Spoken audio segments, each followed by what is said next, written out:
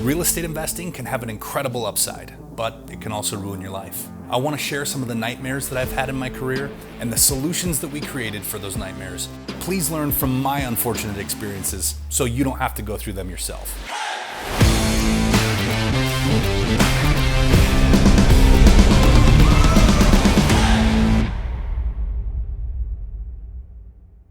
All right, so today we want to talk about one of the properties that we did that we called 3990. This property was in Holiday, Utah, in a fantastic area, but there were a few things that went wrong with it that kind of made it a bit of a nightmare. This property was brought to me by one of our mutual friends who happens to be a real estate agent. We buy more deals from this person than any other agent that we network with. Absolutely, except for me, obviously. Obviously.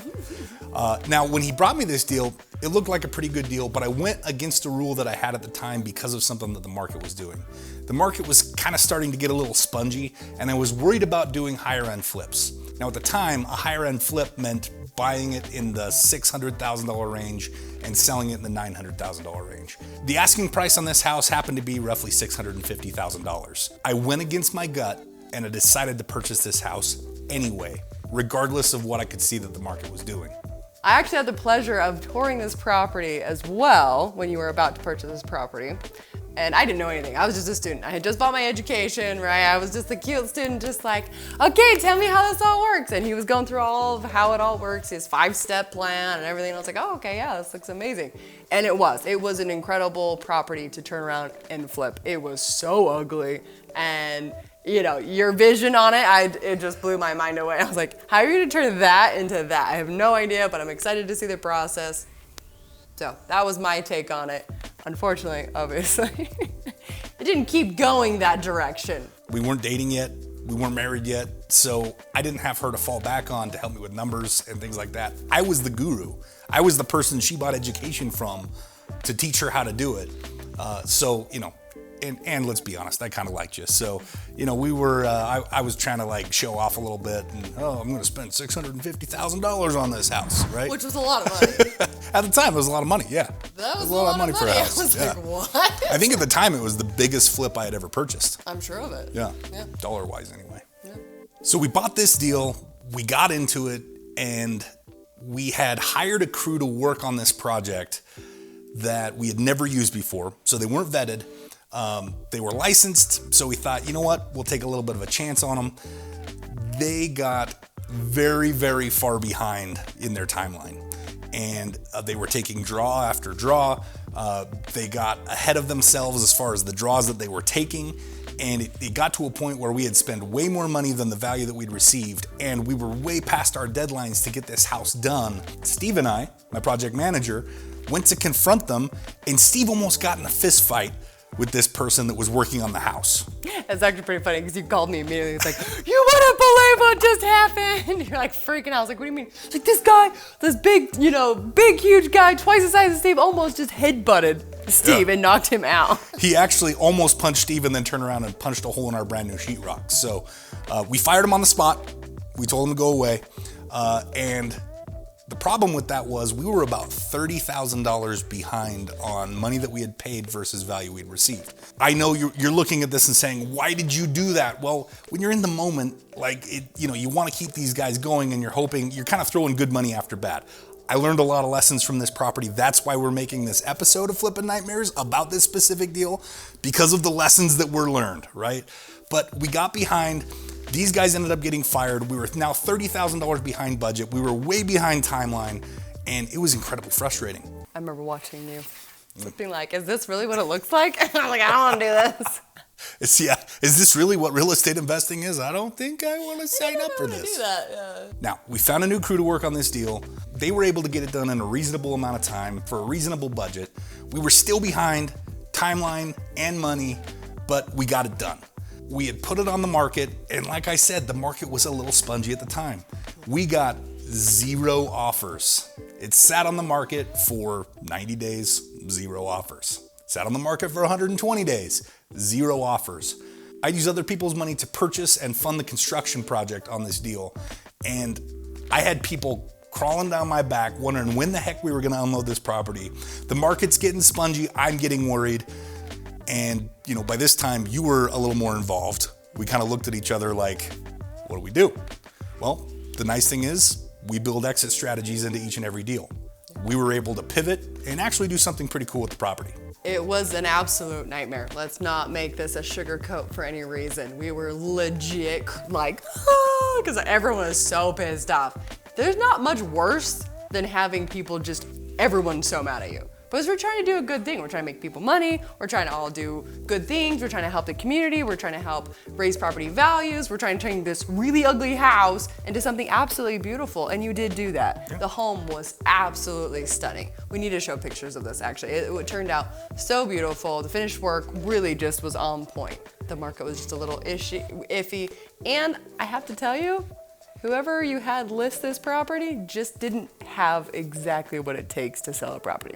And there's a lot of them out there. There's really good buyer's agents and there's really good listing agents.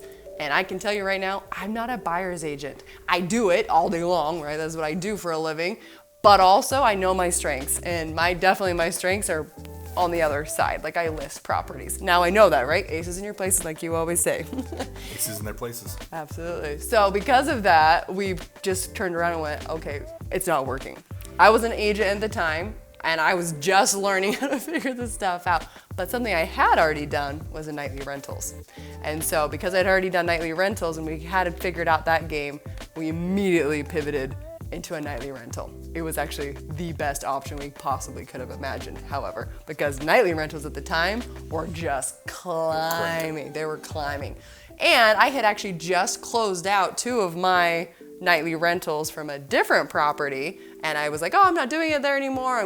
So I had all of this furniture, and we were able to take all that furniture and dump it into $39.90. Reduce, reuse, recycle, right? It was perfect timing. We couldn't have asked for a better timing other than just that it didn't sell. Like, that wasn't good. But it cash flowed for a while, and that was kind of nice. Yep.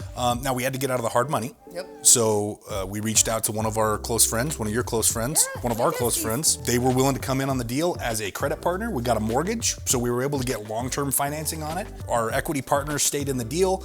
They profited from some of the cash flow that came in from that short-term rental that we set up, and it was a really good thing for about 6 months. And then I got a phone call actually from another real estate agent telling me that multiple homes in Holiday are getting shut down right now if they're on the nightly rental list. I was like, what are you even talking about, And I know he was in our best interest, trying to look out for us. When it rains, it pours, right?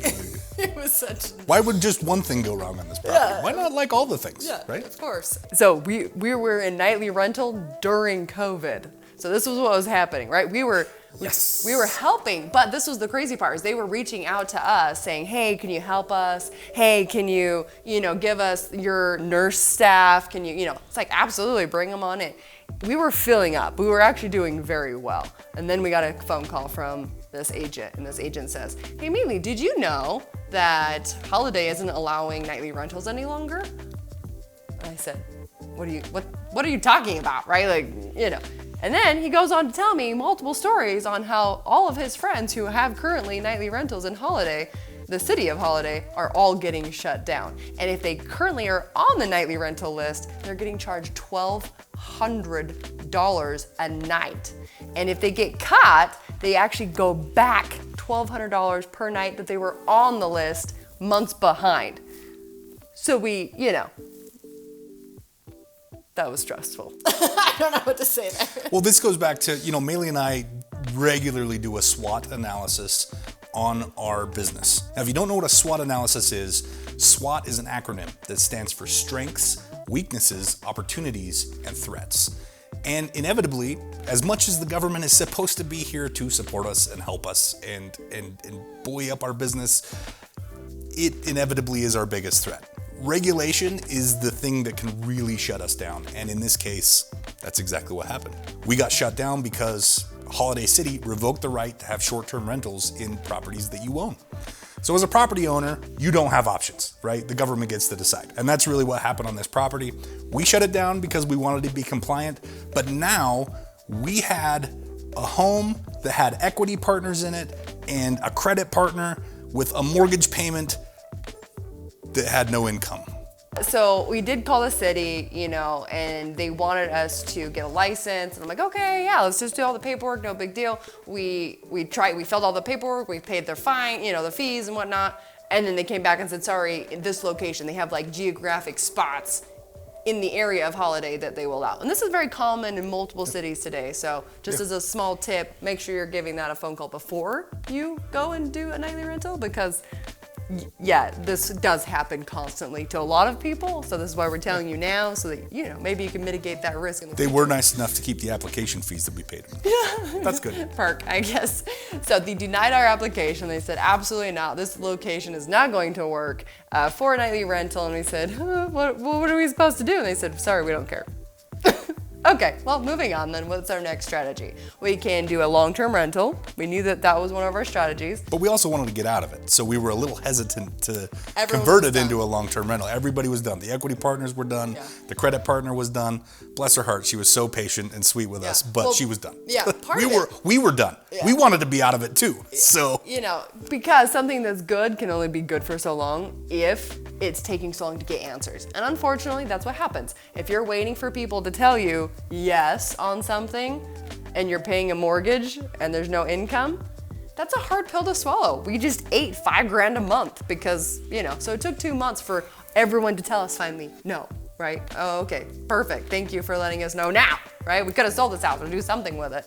In the meantime, nevertheless, we pivoted and then I took it over. Luckily, I had my license by then. Maylee's got the magic touch. She's an amazing real estate agent. Thank you. And really, it's just a matter of knowing what sells.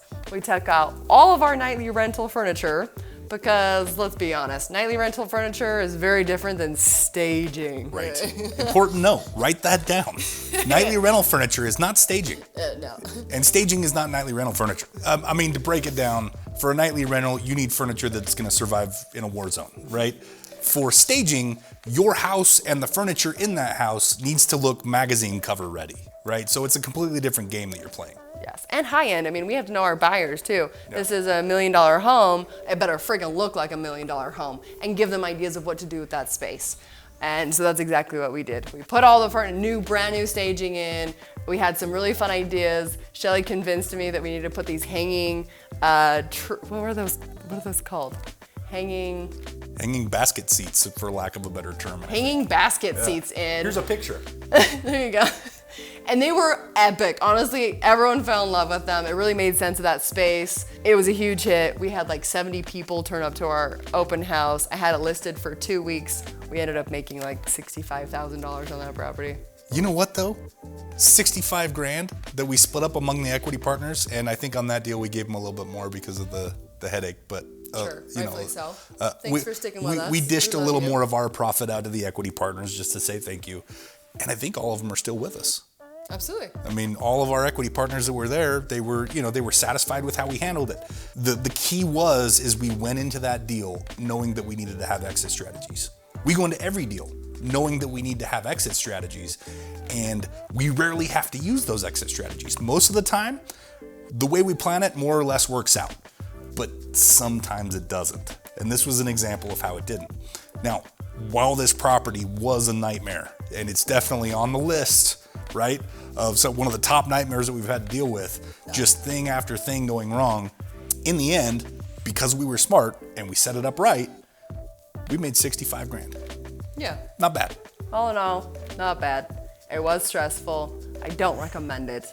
I don't think that that's a good idea to set yourself up for those mistakes. Watch this video, learn from our mistakes. That's what this is about. And we have a lot of them, so stay tuned because we got a lot more coming. Yeah. Now, of course, there's risk in real estate. And we're not your attorneys or your accountants, so we're not qualified to give you direct advice that would be applicable in your exact situation. These are just some of the things that we've picked up along the way and found success with. There are always risks in these strategies. So make sure you're educated before you go out and try any of them on your own. A great place to start is our weekly live education webinar. Get access to our nationwide community of real estate investors.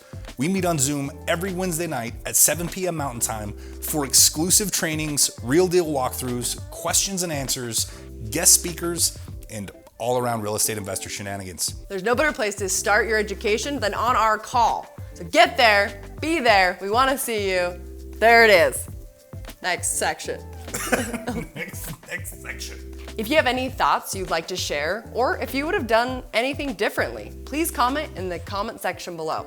I'd love to hear from all of you. Also, be sure to subscribe and ring that bell, because we will be bringing you some more amazing content soon. See you on the flip side. Best of all, we made it free, just for you. Can't wait to talk to you.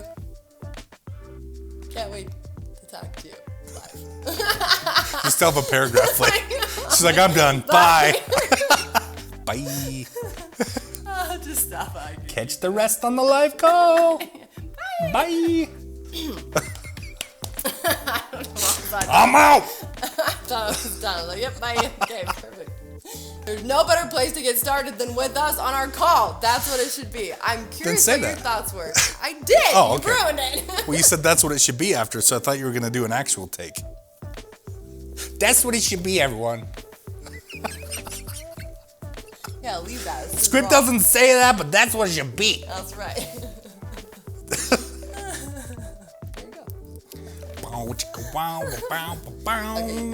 That's where Jacob puts in his little musical interlude.